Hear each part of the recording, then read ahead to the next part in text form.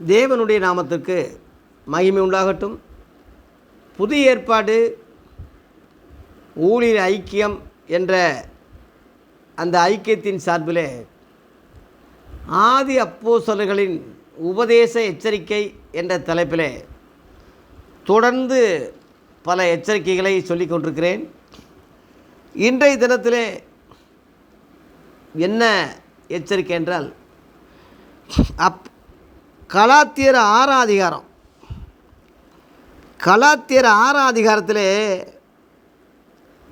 கீழ்ப்பகுதியிலே நீயும் சோதிக்கப்படாதபடிக்கு உன்னை குறித்து எச்சரிக்கையாயிரு என்று மற்றவர்களுக்கு போதிக்கிற ஊழியர் செய்கிற தேவ ஊழியர்கள் நிற்கிறேண்டு எண்ணுகிறவன் விழாதபடி உனக்கும் சோதனை வரும், அதில் நீ விழுந்து விடாதபடி ஜாக்கிரதையாயிரு, எச்சரிக்கையாயிருன்னு சொல்லி இங்கே பவுல் சொல்கிறது கவனிங்க. அதில் முதல்ல இருந்து படித்தா, சகோதரரே, ஒருவன் யாதொரு குற்றத்தில் அகப்பட்டால் ஆவிக்குரியவர்களாகிய நீங்கள் சாந்தமுள்ள ஆவியோடு அப்படிப்பட்டவனை சீர்பருந்த பண்ணுங்கள். நீயும் சோதிக்கப்படாதபடி உன்னை குறித்து எச்சரிக்கையாயிரு அப்படின்ட்டுருக்கு. அதாவது போன பதிவில் மாம்சத்துக்குரியவங்க நிலைமையில் அவனோட ஐக்கியமாக இருக்கக்கூடாது, அப்படி அவன் செஞ்ச குற்றங்களுக்கு நம்மளும் உடன்படக்கூடாது, ஆவிக்குரியவங்க விலகணும் அப்படின்னு சொல்லி நம்ம முடித்தோம். அந்த ஆவிக்குரியவனுக்கே சோதனை வரும், அதில் அவன் விழுந்து போகாதபடி அவன் எச்சரிக்கையாக இருக்கணும். அங்கே போட்டிருக்கு ஆவிக்குரியவர்களாகிய நீங்கள் அப்படின்ட்டுருக்கு. மாம்சத்துக்குரியவங்களோட நம்ம பஞ்சாயத்துக்கு போகிறோம், அவனை சரி பண்ணுறோம், சீர் பண்ணுறோம், எல்லாருக்கும் புத்தி சொல்கிறோம், கரெக்டு. ஆனால் உனக்கும் சோதனை வரும், நீயும் சோதிக்காத சோதனை வரும், அதில் நீ விழுந்து போடாதபடி எச்சரிக்கையாக இருக்கணும். சோதனைன்னா 1 கொரிந்தியர் 10:13 மனுஷனுக்கு நேரிடுகிற சோதனை அல்லாமல் வேறே சோதனை உங்களுக்கு நேரிடவில்லை. தேவன் உண்மை உள்ளவராக இருக்கிறார். உங்களுக்கு திராணிக்கு மேலே நீங்கள் சோதிக்கப்படுவதற்கு ஒரு இடம் கூடாமல் சோதனையோடு கூட அதற்கு தப்பித்து கொள்ளும்படியான போக்கையும் உண்டாக்குவார் அப்படின்னு போட்டிருக்கு. அதனால் எல்லா குடும்பங்களுக்கும் உள்ளது தான் நமக்கும் வரும். மூக்கு இருக்கிற வரைக்கும் செளி இருக்குன்னு சொன்ன மாதிரி மனைவி பிள்ளைகள் குடும்பத்தோடு ஒரு ஊழியம் செஞ்சு வர்றது பெரிய கஷ்டம். இப்போ சிபி மாதிரி ஆளுகளாக இருந்தால் ரொம்ப ஈஸியாக போயிடும், சாதாரணமாக கடந்துருவான். குடும்பத்தோடு மனைவி பிள்ளைகளோடு நல்லது கெட்டது பார்த்து மேடு பள்ளங்கள் கஷ்டங்கள் துன்பங்கள் எல்லாத்தையும் பார்த்து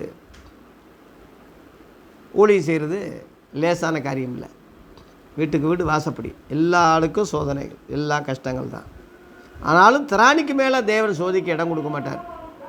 தேவ பிள்ளைகளே, அதில் நம்ம ஜாக்கிரதையாக இருக்கணும், அதில் நம்ம விழுந்து விடாதபடி ஜாக்கிரதையாக இருக்கணும்.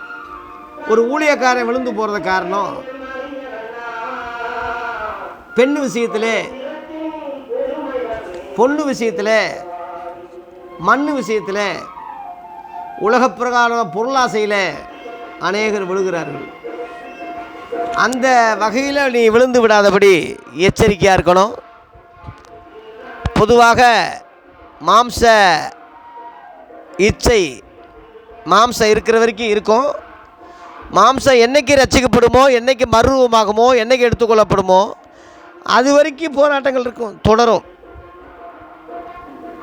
அதனால் மாம்சத்துக்கு உட்பட்டவர்கள் தேவனுக்கு பிரியமாக இருக்க முடியாது.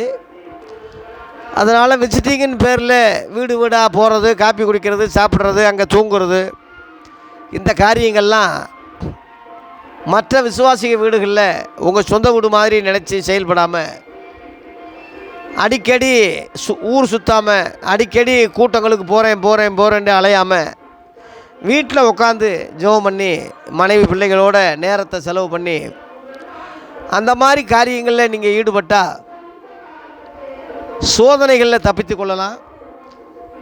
இது 4ஆம் வசனத்தில், கலாத்தியர் 6ஆம் அதிகாரம் 4ஆம் வசனத்தில் பார்த்தீங்கன்னா, அவனவன் தன் சுய கிரியைகளை சோதித்து பார்க்க கடவான், அப்பொழுது மற்றவர்களை பார்க்கும்போது அல்ல, தன்னையே பார்க்கும்போது மேன்மையை பாராட்ட அவனுக்கு இடம் உண்டு அப்படின்னு போட்டிருக்கு. அதனால தேவ பிள்ளைகளே, லைட்டை போட்டு, அதனால தேவ பிள்ளைகளே, கதவு போட்டுப்பா.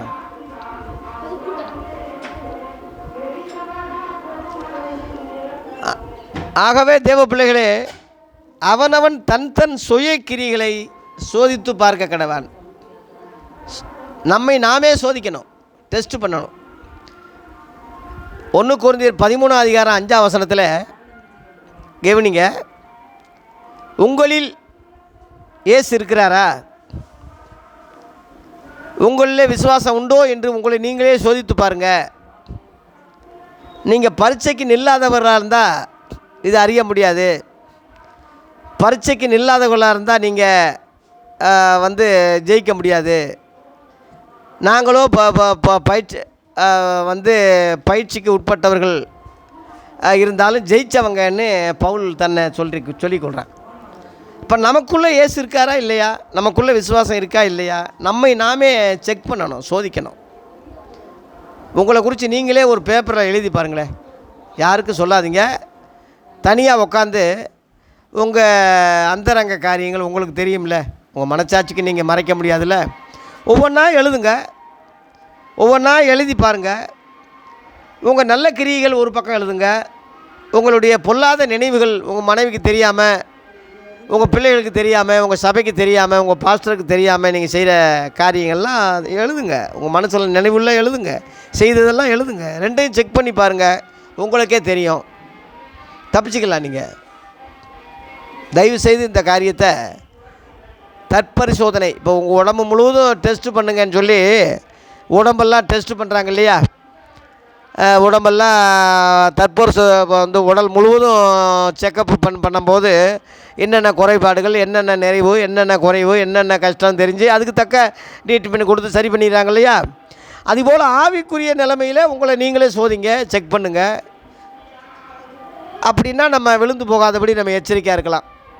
நம்மை குறித்து மற்றவங்களுக்கு போதிக்கிற நீ ஆகாதவனாய் போகாதபடி என் சரீரத்தை ஒடுக்கி கீழ்ப்படுத்துகிறேன்னு பவுல் சொன்ன மாதிரி, விபச்சாரம் பண்ணக்கூடாதுன்னு சொல்கிற நீ விபச்சாரம் பண்ணலாமா? பொய் சொல்லக்கூடாதுன்னு சொல்கிற நீ பொய் சொல்லலாமா? விக்கிரங்களை ஆராதிக்கிற நீ விக்கிரங்களை அருவருக்கலாமா? அவங்களோட சேரலாமா? கூட்டணி வைக்கலாமா? ஒரே முறையில் ஆர்சி சபையும் சிஎஸ்சி சபையும் பெந்தேகோ சபையும் ஒன்று போல் ஐக்கியம்னு கூடுறானே, அதுக்கு அர்த்தம் என்ன? ஒழுக்கீர்களுக்கு ஐக்கியம் ஏது?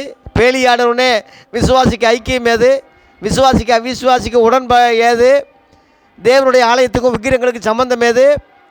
அவைகள்லாம் நீங்கள் பிரிஞ்சு போயிருங்கன்னு சொல்லி 2 கொரிந்தியர் 6:14-18 வரை வாசிக்கும்போது அந்த மாதிரி பிரிஞ்சு போனவங்கள தான் நான் ஏற்றுக்குருவேன், அவங்க தான் என் பிள்ளைகளாக இருப்பாங்கன்னு சொல்லி தெளிவாக போட்டிருக்கேன். அந்த மாதிரி இன்றைக்கி உள்ள சபைகள் எல்லாம் ஐக்கியம்னு பேரில் எல்லாம் ஒன்று சேர்றானே. ஆகவே தேவ பிள்ளைகளே, அந்த காரியங்களுக்கெல்லாம் உடன்படாமல் விக்கிர ஆராதனைக்கு விலகி ஓடுங்கள், வேசித்தனத்துக்கு விலகி ஓடுங்கள். உங்களை நீங்களே பரிச்சித்து பாருங்கள்.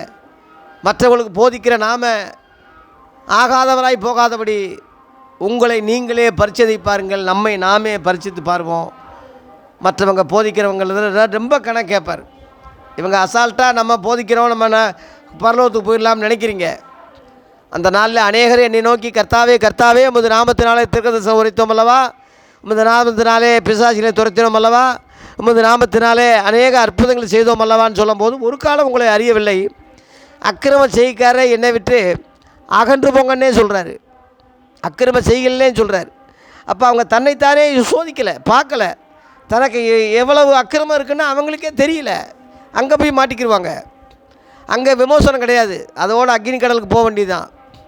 இங்கே நான் சொல்கிற செய்தியை நீங்கள் கேட்டு விழிப்படைஞ்சு எச்சரிப்படைஞ்சிட்டா, சுதாரிச்சிட்டா, பாவ மன்னிப்பு உண்டு, மனம் திரும்ப வாய்ப்பு இருக்குது, தப்பிக்க வழி இருக்குது, ஏகப்பட்ட வாய்ப்புகள் இந்த செய்தியில் இருக்குது. தேவ பிள்ளைகளே, உங்களுக்கு மட்டும் இல்லை, எனக்கும் இந்த செய்தி தான். நிற்கிறேன்னு சொல்லுகிற நாம், போதிக்கிற நாம் விழுந்து விடாதபடி, நாமும் சோதிக்கப்படாதபடி நம்மை குறித்து நாம் எச்சரிக்கையாக இருப்போம். இந்த எச்சரிப்புகளை பயன்படுத்தி மற்ற ஊழியர்களுக்கு நம்ம சொல்லுவோம்.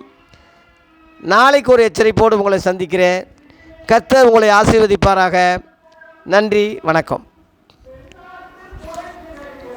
சவுண்டில் எப்படி எடுக்க போறீங்க?